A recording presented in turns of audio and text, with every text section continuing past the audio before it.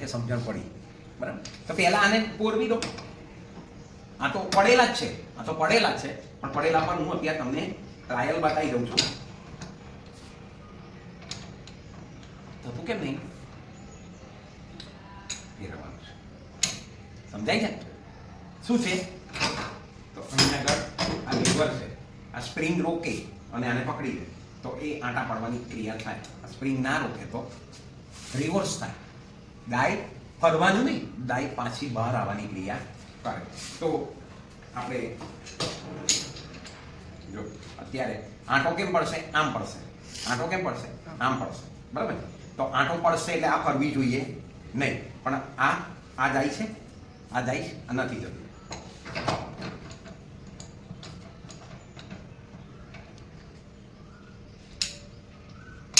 જાય છે બરાબર ને?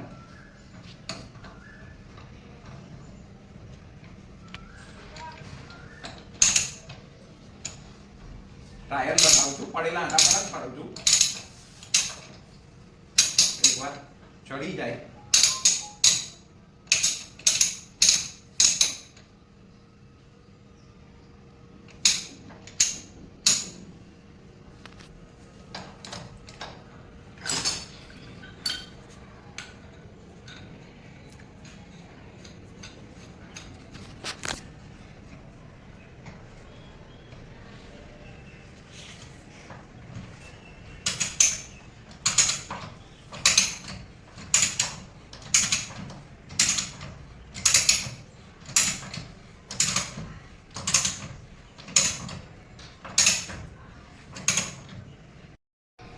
દેખાય છે? જો મારો હાથ આટલે સુધી જાય. કોઈ પણ વસ્તુ ફિટિંગ કરવાની હોય ને તો પ્રોપર જગ્યા હોવી જોઈએ.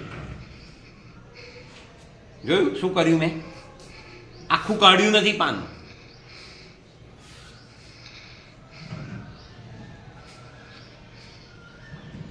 ખ્યાલ આવે છે ને? તમે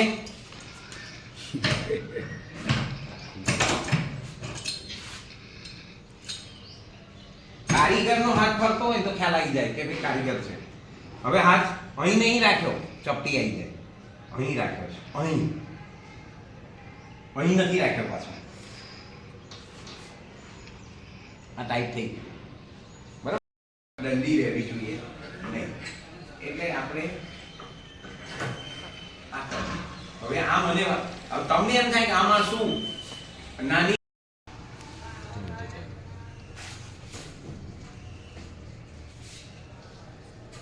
ટેપ પડવી જોઈએ નહીં. ટેપ પડે એટલે સમજવાનું તમે ટેકનિશિયન નથી. આ પતી ગયું. આંગળી રાખીને ખેંચી લેવાની, ટેપ ચોંટી ગઈ. ટેપનું નામ વાયર ટેપ નહીં. હું કહું ટેપ લાય તો વાયરિંગ કરતા હોય તો વાયર ટેપ, અને પ્લમ્બિંગ કરતા હોય તો પ્લમ્બિંગ ટેપ. સમજાય છે ને? આપણે તો બંને વિષય છે. મુદ્દો કયો? સેફટીનો. આ છે પાઇપ વાઇસ, આ જીઆઈ ની પાઇપ છે. હવે એની પર આ એલ્બો ચડાવું છું. અત્યારે કરીએ છે શું ખબર છે? પ્રેક્ટિકલ સાધનનું નામ અને ઉપયોગ બંને શીખવાડીએ છે, જેથી કરીને કોઈ એવું ના કે મને તો ખબર જ નહોતી. તો જો હવે એલ્બો આની પર ચડાવીએ છે તો કે આ આંટાવાળી પાઇપ છે બરાબર. હવે અત્યારે ચડવાનો પ્રયત્ન કોઈ પણ ફિટિંગ ચડાવો. પહેલું ફિટિંગ ચડાવો ત્યારે કોઈ પણ જીઆઈ નું હોય, એસએસ નું હોય, એમએસ નું હોય, ફિટિંગ નો નિયમ છે હાથથી જેટલું ચડી જાય ને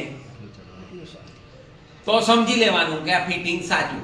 હમણાં હું ચડાવતો હતો થોડી વાર પહેલા, નહોતું ચડતું. હું બોલ્યો ને શું આમાં ફોલ્ટ છે, આમાં છે, તો પહેલા ધડાકે આને ફોલ્ટ છે એ ચેક કરવા માટે બીજું ચડાવ્યું. હવે આ શું થયું? 50% હાથથી ચડી. હવે રહ્યું કેટલું? 30% કે 40%. 100% કોઈ દાડો ચડાવાય નહીં, નહીં તો ફાટી જાય. આ બધું શીખવા જેવું છે. હવે આ પાનું